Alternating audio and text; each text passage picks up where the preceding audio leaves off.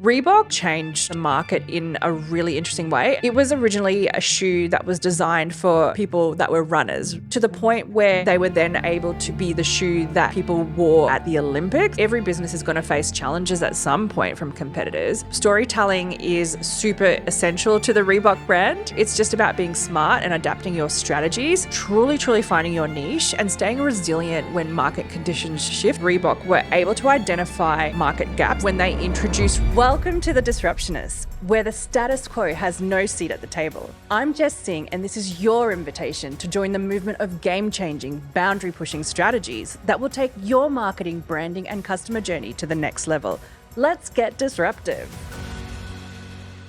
You have probably heard of the brand name Reebok, but you might not know the man behind the shoe. Today, I'm going to talk to you about Joe Foster, who I've had the pleasure of meeting quite a few times and who has actually recently released a book called Shoemaker, which reveals so many interesting insights that helped him actually create one of the most familiar brands in the shoe market in the world right now. Let's start with who exactly is Joe Foster and what is his Reebok legacy? So Joe Foster is the co-founder of Reebok, and he was part of the reason why it went from just a family brand into becoming a global sportswear giant. So Reebok became a household name, and it did this because it was really innovative. One of the key things that I particularly loved reading about in his book Shoemaker is just how important strategic partnerships were in the Reebok story. And then also he was very smart at not only understanding but identifying market trends. So this episode shares lots of insights that I have gathered from having met Joe and the lessons that, he continues to share in Shoemaker. So it's not just something, that is in my mind, it's something that you can access as well.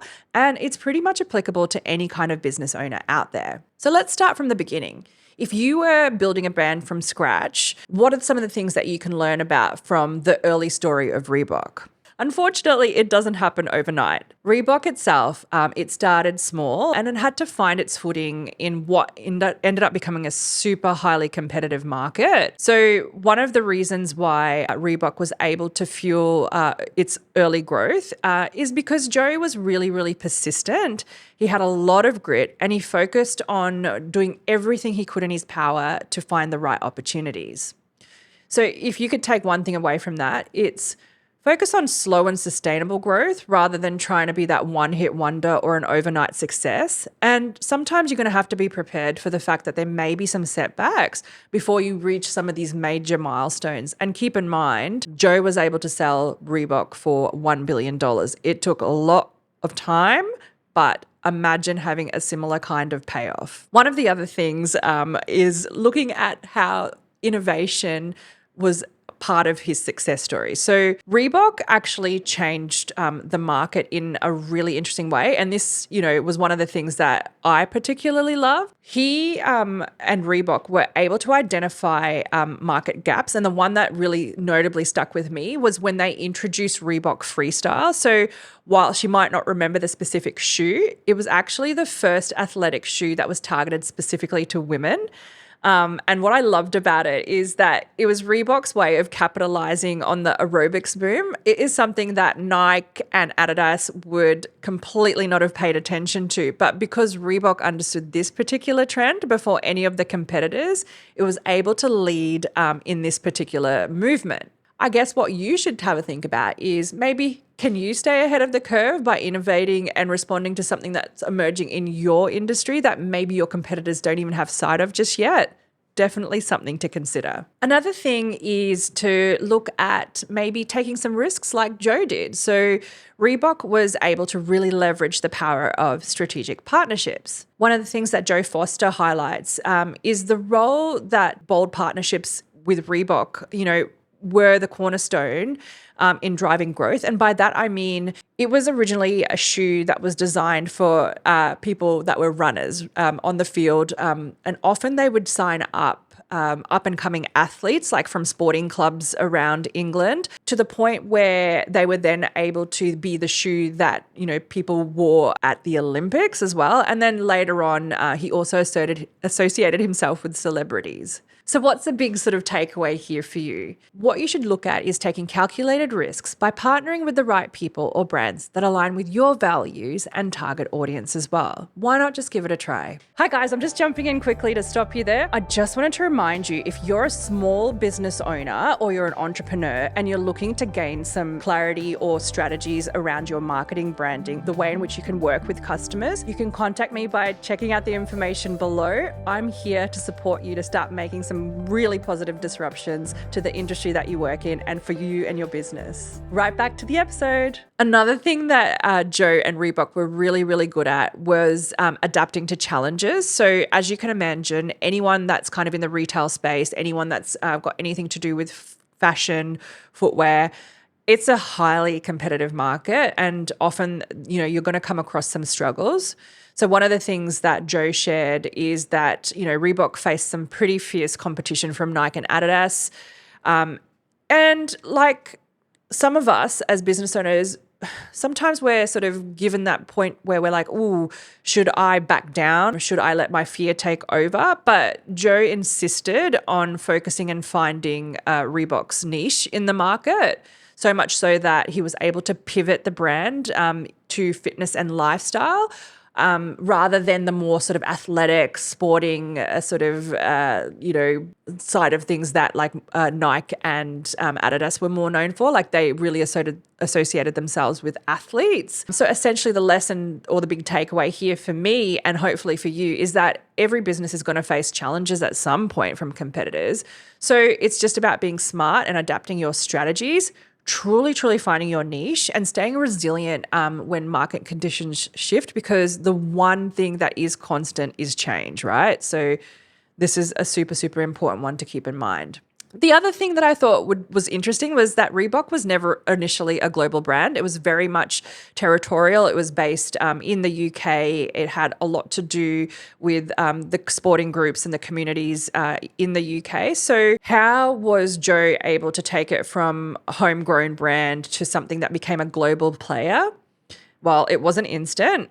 It was also very much built on relationships. And it was also something where he had to really try and understand diverse markets. He ended up having to make a lot of strategic decisions, and it wasn't just for the now, it was for long-term success. So he talks about his expansion into the US and other international markets, and the fact that those were very calculated decisions where they focused on making sure that the brand was super visible and also securing a lot of retail partnerships. So if you're considering expansion, I would recommend to take, lessons from Joe and make sure that you have the patience and a lot of strategy behind what you're doing. Maybe focus on building relationships and truly getting to know the local markets that you're looking to expand into, as well as prioritizing long-term growth over the quick wins. This is something that we're going to see in a lot of cases.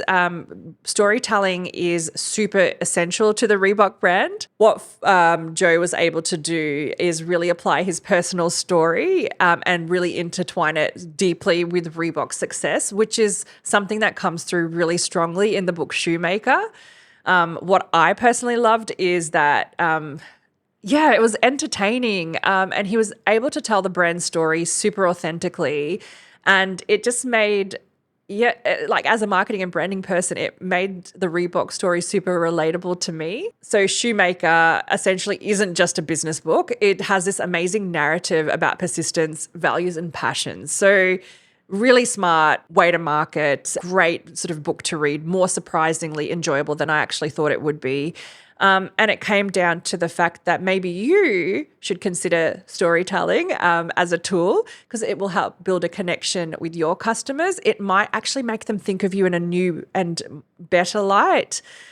People basically resonate with your authenticity. So let your brand story maybe be part of what you're doing in your marketing as well. I've now met with Joe probably about 4 or 5 times, and I think I will continue to sort of catch up with him in the future. And the key things that I took away from him was just how authentic this human is. He is probably one of the kindest, most wonderful people that I've had the pleasure to meet. He gives so much of his time away to people who, started off as complete strangers, but are just interested in his story. And it's the authenticity and the ability to sort of tie the whole Reebok brand back into these amazing stories about, the challenges he faced with his brother, so a co-founder, taking over the brand from a family. How many of you, are struggling in being the next generation taking over a brand? Like, there's just so many things that he was able to share through storytelling and being super authentic, that I would hope that you've taken some of that away as well. Then there's also the key things around being consistent and super resilient as well. Don't be in it for the short-term sort of wins. Have a bit of a long-term strategy in mind when it comes to your brand. Make sure that you are always willing to adapt and be ready to strike when, there's a particular trend or opportunity out there. And often it's going to be due to innovation that you're able to stay relevant and stay super competitive in a market like Reebok did against the big guys, Nike and Adidas. If you've had the chance to check me and Joe Foster out already in an interview that we did together on Zoom, this is an excellent sort of insight into some of the things that I learned from him outside of that interview. He and I have had the chance to meet up about 4 or 5 times now. There's more extra aspects to the story and some really great key takeaways for you as a business owner too, and what you can learn from Joe Foster and Reebok. Thanks for joining me on The Disruptionists. If this episode sparked new ideas or challenged your thinking, I'd love your support with a 5-star review on Apple Podcasts and Spotify. And don't forget to subscribe to your favorite platform to catch every disruptive insight. For more behind-the-scenes content and to connect with like-minded disruptors, follow me at Jess Singh across all social platforms. And remember, stay disruptive.